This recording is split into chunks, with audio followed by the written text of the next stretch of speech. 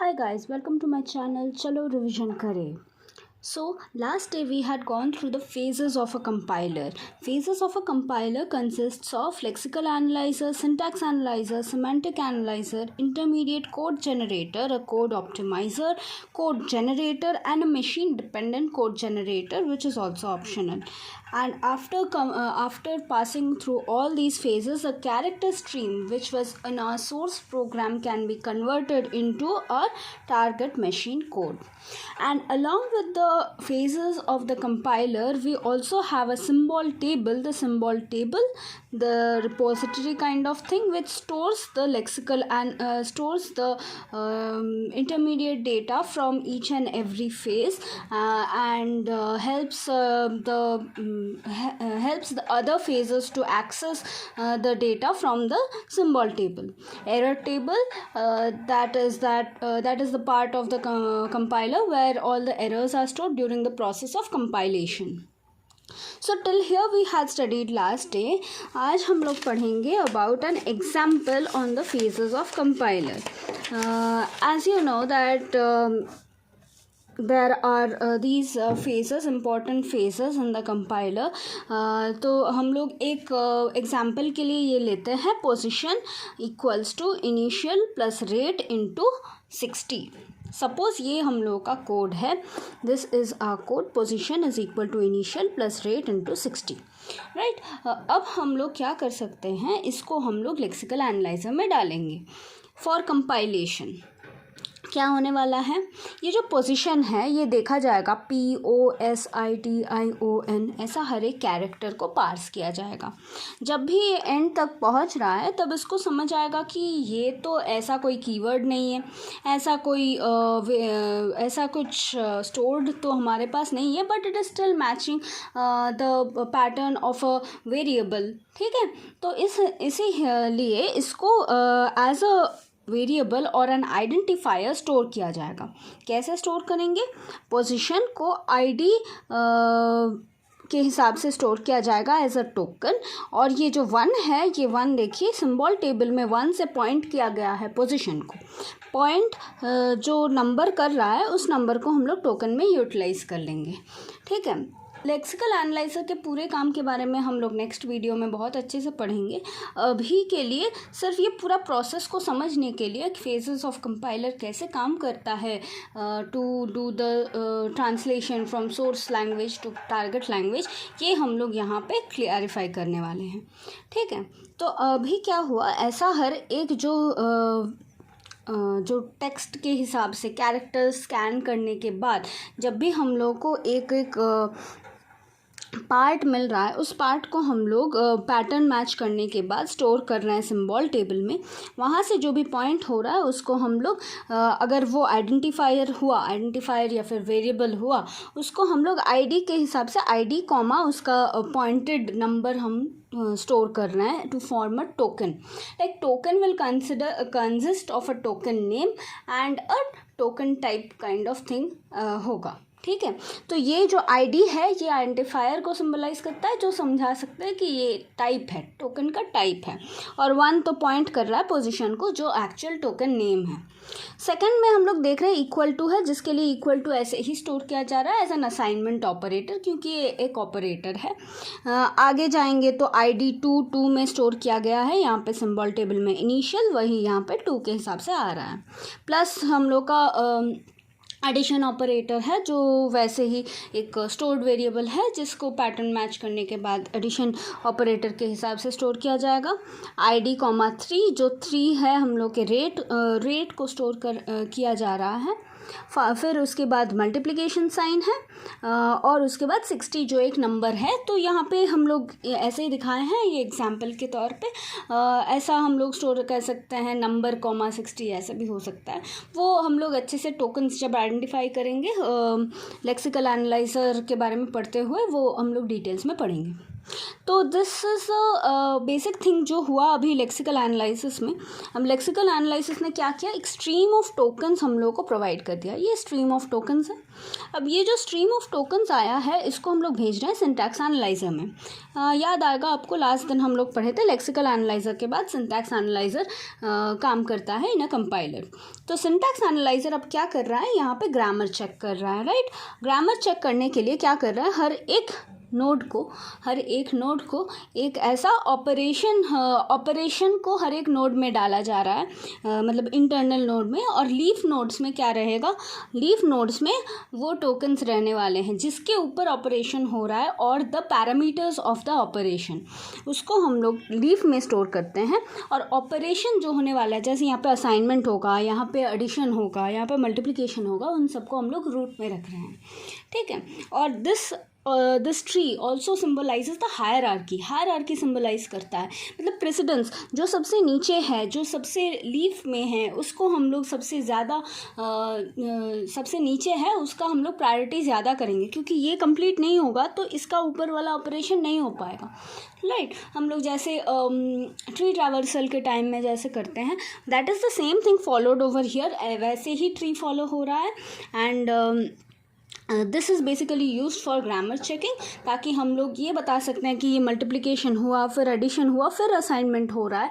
So this is a proper or correct syntax which has been followed. यहाँ पे कहीं पे गलती होगा तो it will raise a syntax error के लिए वो एरर स्टोर हो जाएगा एरर टेबल में, राइट। अभी ये हुआ सिंटैक्स एनालाइजर का काम, और वहाँ से आया हम लोग के पास सिंटैक्स ट्री आया है। Now this syntax tree we are going to send it to semantic analyser, right. Semantic analyser में अब क्या होने वाला है, ये सेम सिंटैक्स ट्री के ऊपर कुछ एडिशन करने वाला है, जैसे टाइप चेकिंग, ठीक है। तो टाइप चेकिंग में बेसिकली क्या हो रहा है यहाँ पे, जैसे ये एक नंबर है जो हम लोग सपोज़ ये वाला फ्लोट में है तो इसको भी फ्लोट में होना पड़ेगा। तो मल्टीप्लिकेशन ऐसा ऑपरेटर है जिसको काम करने के लिए दोनों सेम टाइप के दोनों सेम टाइप के चीज़ें होनी चाहिए दोनों साइड में, राइट। मतलब इंटीजर इंटू इंटीजर हो सकता है, या फिर फ्लोट इंटू फ्लोट हो सकता है।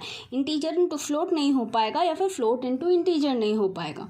सो फॉर दैट रीज़न हम लोग यहाँ पे क्या करेंगे, इंटीजर को फ्लोट में कन्वर्ट करके स्टोर करेंगे, राइट। ये वाला चीज़ कौन करता है, सिमेंटिक्स एनालाइजर करता है, जो डीप डाइव करके अंदर से उसको सारा टाइप चेकिंग करेगा, टाइप्स इनिशियलाइज करेगा और अंदर का फंक्शनैलिटी डिफाइन करेगा, ठीक है।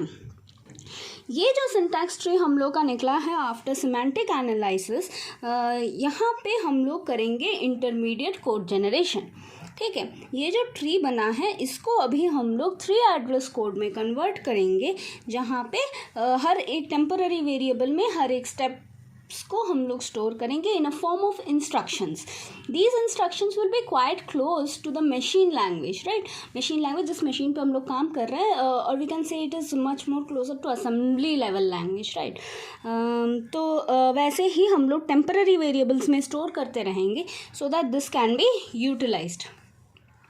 तो ऐसा जब इंस्ट्रक्शंस हम लोगों ने बना लिया है, temporary 1 is equal to int to float 60, ये पहले कर लिए हैं। फिर टेम्पररी 2, जो टेम्पररी 2 है उसमें हम लोग क्या कर रहे हैं, ID3 इंटू ये यहाँ पे जो स्टोर हुआ था टेम्पररी 1, उसको हम लोग मल्टीप्लाई कर रहे हैं। फिर टेम्पररी 3 में ID2 में जो स्टोर हुआ है उसके साथ यहाँ पे जो आउटपुट निकला है टेम्पररी 2 में स्टोर हुआ था उसको हम लोग टेम्पररी 3 में ऐड करके स्टोर कर रहे हैं, ठीक है। T2 ऐड हो गया।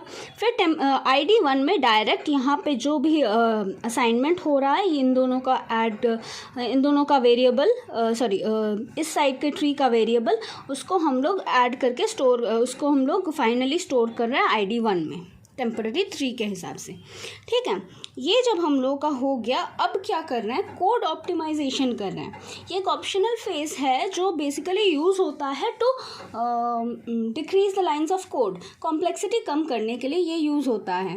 बट इसमें बेसिकली किसी जगह पे टाइम ज़्यादा लगेगा, ऑब्वियसली ऑप्टिमाइज़ कर रहा है, एक स्टेप ज़्यादा लग रहा है तो उसमें कहीं कहीं पे ज़्यादा टाइम लगता है, तो कुछ कंपाइलर्स स्किप भी कर जाते हैं इसको। बट फ़िलहाल के लिए हम लोग ये देखेंगे है कि यहाँ पे ऑप्टिमाइज़र ने क्या किया है, T1 is equal to ID3 into 60.0 मतलब 60.0, तो ये क्या हो गया, डायरेक्टली इसको फ्लोट में कन्वर्ट करके ही मल्टीप्लाई करने के लिए भेज दिया गया है। किसी टेम्पररी वेरिएबल में स्टोर करके उसके बाद भेजना, इतना कुछ नहीं किया गया है, ठीक है। और यहाँ पे भी देखिए ये स्टेप को फालतू में नहीं लिखा है, डायरेक्टली इसमें ID2 प्लस T1 को यहाँ पे जो T1 है बेसिकली उसको ऐड करके ID1 में डायरेक्ट स्टोर कर दिया है, कोई टेम्पररी वेरिएबल में अलग से स्टोर नहीं किया गया है, राइट। फिर उसके बाद कोड जनरेटर ने क्या किया, यहाँ पे जो हम लोग देख रहे हैं ये बेसिकली डायरेक्ट इंस्ट्रक्शन फॉर्मेट में चला गया है, विच इज़ लाइक न्यूमोनिक्स, मतलब पूरा असेंबली कोड में अभी चला गया है। यहाँ पे तब भी थोड़ा टेम्पररी वेरिएबल्स यूज़ हो रहा था, यहाँ पे तो पूरा रजिस्टर्स में चला गया। अकॉर्डिंग टू द मशीन का structure we are going to now define the registers with the variables which we are using in the code, right. So register 2 में जाके ID3 को लोड कर दिया गया। ये क्या है, लोड इन फ्लोट, ठीक है, लोड किया जा रहा है फ्लोट फॉर्मेट में। ID3 में जो था उसको लोड कर रहे हैं रजिस्टर 2 में फ्लोट फॉर्मेट में। फिर मल्टीप्लाई किया जा रहा है, ये जो हैश सिंबल है हम लोग इस हैश को बोलेंगे कि ये कांस्टेंट है, इसलिए हैश लगाया जा रहा है, कांस्टेंट है, कांस्टेंट 60.0 ये कांस्टेंट है जो हम लोग R2 के साथ मल्टीप्लाई करके फ्लोट के हिसाब से स्टोर करेंगे वापस R2 में ही। फिर लोड किया जा रहा है, ID2 के वैल्यू को लोड करके R1 में स्टोर किया जा रहा है। फिर ऐड कर रहे हैं R1 में, R1 को R2 के साथ ऐड करके R1 में ही स्टोर करेंगे। फिर स्टोर करेंगे ID1 में, R1 के पूरा जो भी हम लोग का पूरा ऑपरेशन जो था ये वाला बन गया है, अब इसको ID1 में स्टोर कर देंगे। बस बन गया हम लोग का मेन मशीन लैंग्वेज जो हम लोग को ज़रूरत था by the compiler to convert, right. ये हम लोग का हो गया। ये इसको अभी इस फॉर्मेट में कंप्यूटर के पास जा रहा है for final understanding of the code. This is much closer for the compiler to now understand. तो हमने यहाँ पे क्या देखा है, ट्रांसलेट जो हो रहा है इस असाइनमेंट ऑपरेशन का जो ट्रांसलेशन हो रहा है from its source language to the machine required language, right. इस लैंग्वेज में ट्रांसलेट करके दे दिया गया है। तो यहाँ पे ये सारे स्टेप्स को हम लोग यूज़ किए हैं। यहाँ पे लेक्सिकल एनालाइजर से टोकन्स निकाले हैं, सिंटैक्स एनालाइजर से सिंटैक्स ट्री, सिमेंटिक एनालाइजर से सिंटैक्स ट्री में हम लोग कुछ टाइप्स डिफाइन किए हैं, टाइप चेकिंग किए हैं। फिर इंटरमीडिएट कोड जनरेटर से 3 एड्रेस कोड आया है, कोड ऑप्टिमाइजर से ऑप्टिमाइज़ किया गया है, एंड कोड जनरेटर से हम लोग फाइनल मशीन लेवल कोड को हम लोग डिफाइन करके कंप्यूटर को भी प्रोवाइड करेंगे बाकी का काम करने के लिए। तो यही है हम लोग का फेजेस ऑफ कंपाइलर। आपको अगर इसमें कोई भी डाउट हो रहा हो या फिर कुछ इम्प्रूवमेंट चाहिए तो प्लीज़ मुझे कमेंट बॉक्स में कमेंट कर दीजिए। वीडियो को लाइक कीजिए अगर आपको अच्छा लगा हो, प्लीज़ शेयर कीजिए अपने फ्रेंड्स के साथ अगर आपको लगा कि ये इन्फॉर्मेटिव है, और ज़रूर सब्सक्राइब कीजिए ताकि नेक्स्ट वीडियो आने पर आपको समझ आ जाए। Thank you so much for watching.